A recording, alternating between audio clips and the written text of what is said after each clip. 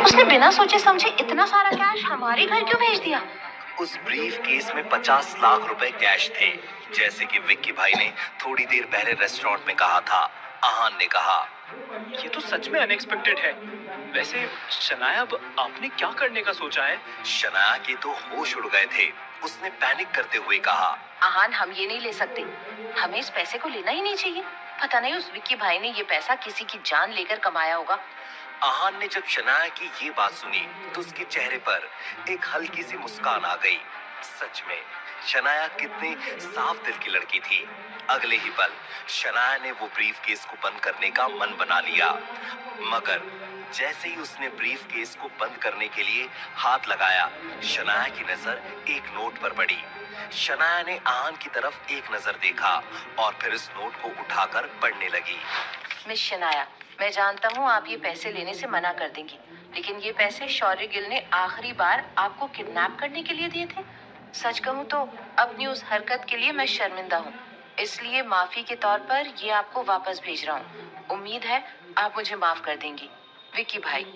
ये जानने के बाद कि शौर्य ने विक्की भाई को पैसे दिए थे, शनाया ने आहान से कहा, मैंने बहुत सोचकर ये फैसला लिया है।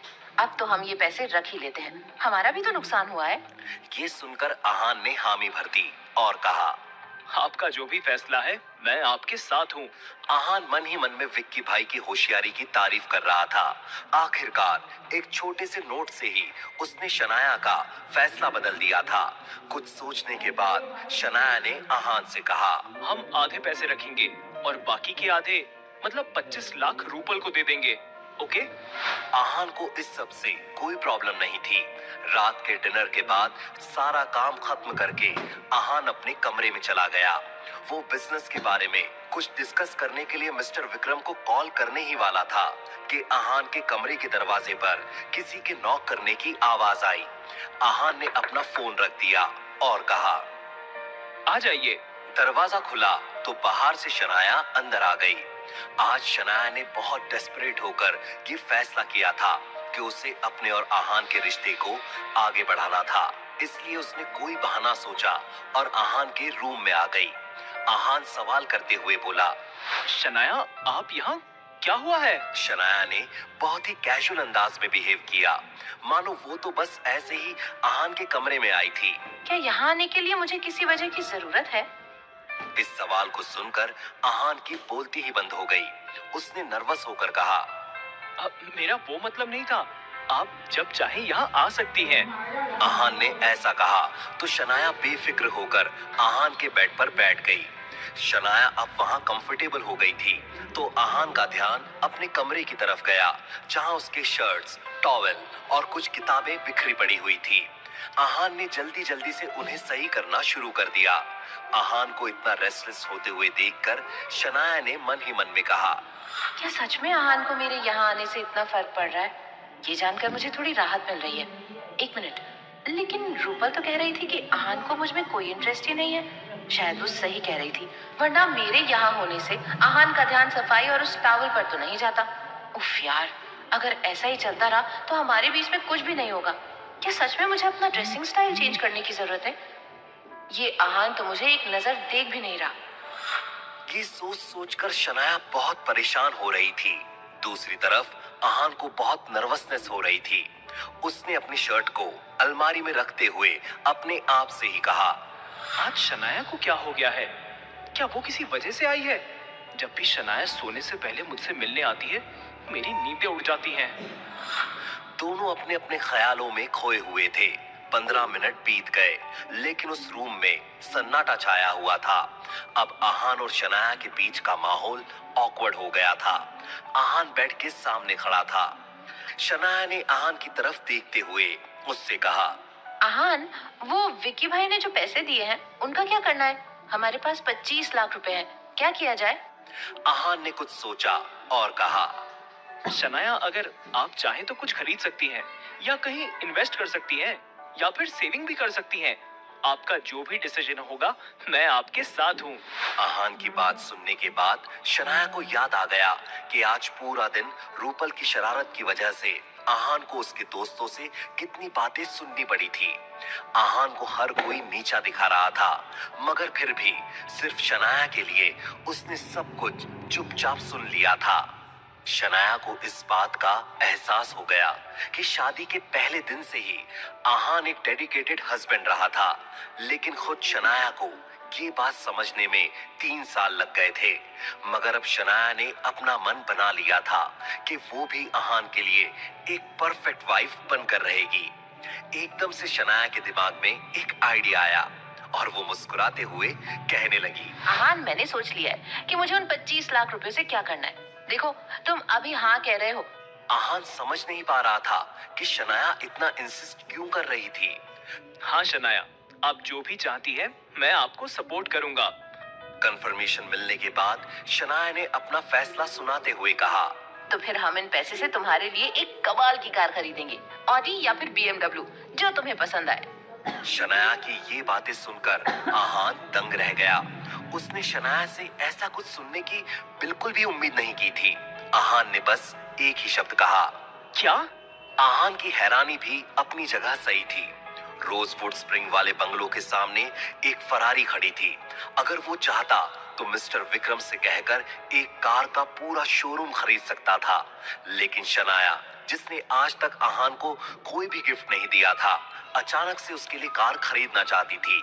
आहान के ऐसे एब्सेंट माइंडेड एक्सप्रेशंस को देखकर शनाया ने उससे कहा, देखो आहान, अब ये डिसाइड हो गया है। तुमने कहा था ना कि तुम मुझे मना नहीं करोगे।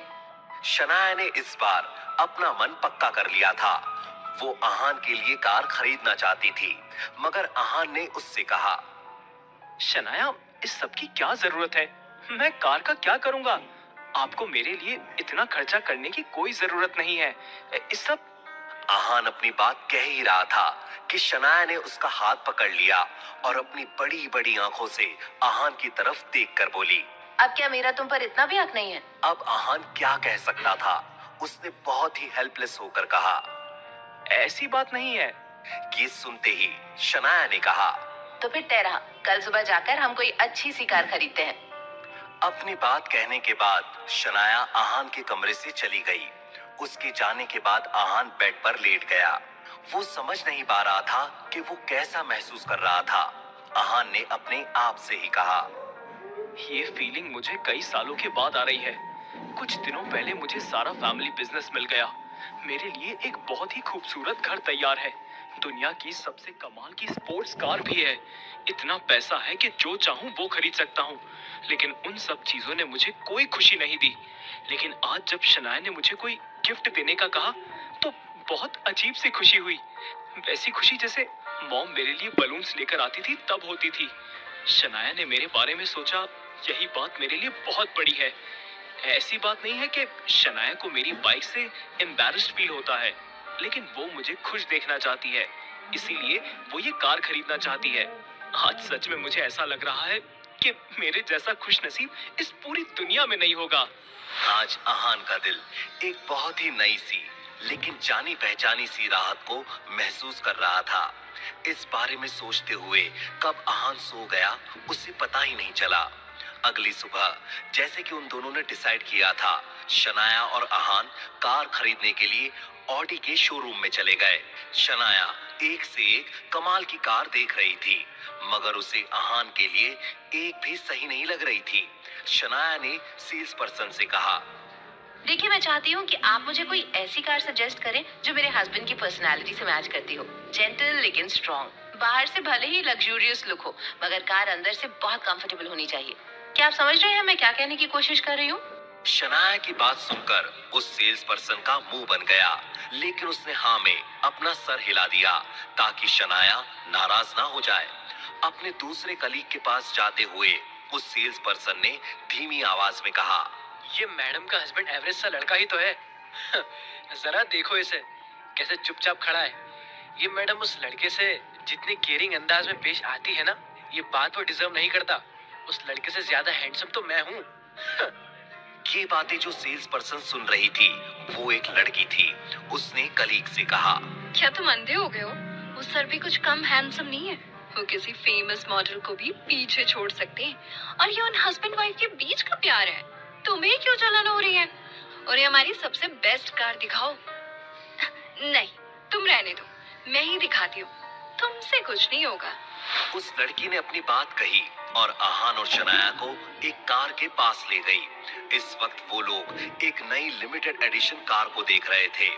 उस कार को देखने के बाद फाइनली शनाया सेटिस्फाइड लगने लगी। जैसे कि वो चाहती थी कि ये ब्लैक ऑडी उसे बहुत ही एलिगेंट वाइब दे रही थी, जैसे कि आहान देता था। शनाया ने एक बार आहान से पूछा। हमेशा की तरह आहान शनाया के डिसीजन में उसके साथ था, तो शनाया ने उस सेल्स पर्सन लड़की से कहा, हम यही कार लेना चाहते हैं, क्या हमें ये आज मिल सकती है? वो सेल्स पर्सन लड़की ये सुनकर बहुत खुश हो गई। उसने आहान और शनाया से कहा, आज क्यों? आपको ये कार अभी मिल सकती है।